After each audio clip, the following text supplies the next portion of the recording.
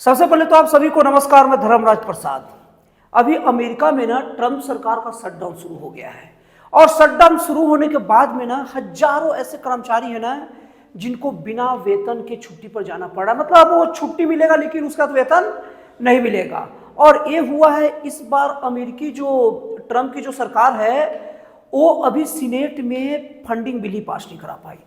और 2018 के बाद ऐसा फिर हो गया है कि अमेरिका में दोबारा शटडाउन लग गया। मतलब 2018 के बाद से शटडाउन की ये पहली घटना है। अब मैं वीडियो में आगे बढ़ूं तो सबसे पहले आप लोगों को समझाता हूं कि शटडाउन होता क्या है। एक्चुअल में होता क्या है ना कि अमेरिकी सरकार को ना अपना सरकार चलाने के लिए जो फंड चाहिए रहता है ना वो फंडिंग बिल को ना सीनेट से पास कराना रहता है। अब क्या हो जाए कि पक्ष और विपक्ष मान लीजिए किसी मुद्दे पर सहमति नहीं बन पाई या दोनों किसी को लेकर सहमत नहीं हो पाए ना तो वो जो फंडिंग जो बिल है ना वो पास ही नहीं हो पाता।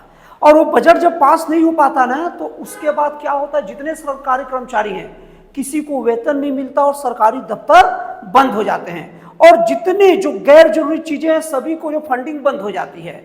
और अब हम लोग देख लेते हैं कि कौन कौन चीजें पर ये लागू नहीं होता और कौन कौन चीजों पर ये शटडाउन लागू होता है। सबसे पहले तो आप ये बात जान लीजिए कि सीमा सुरक्षा, मेडिकल केयर और लीगल प्रोसीजर, ये जो चीजें रहती है ना वो शटडाउन में भी चालू रहती है। अब इसके बाद भी जितनी भी चीजें जो रहती है, जो गैर जरूरी चीजें रहती है वो बंद हो जाती है। और यही नहीं, यहाँ तक कि जो प्री स्कूल हो गया है या कभी भी स्टूडेंट लोग को जो लोन वगैरह की जो बातें चलती रहती है वो सारा चीज ठप। और बहुत ज्यादा चांस है कि लगभग 6 से 8 लाख जो कर्मचारी है ना उनको मतलब काम से बाहर कर दिया जाता है। अब हम लोग देख लेते हैं कि अमेरिका में शटडाउन कितना कॉमन बात है, मतलब कितना होता है या कोई बहुत बड़ी बात है।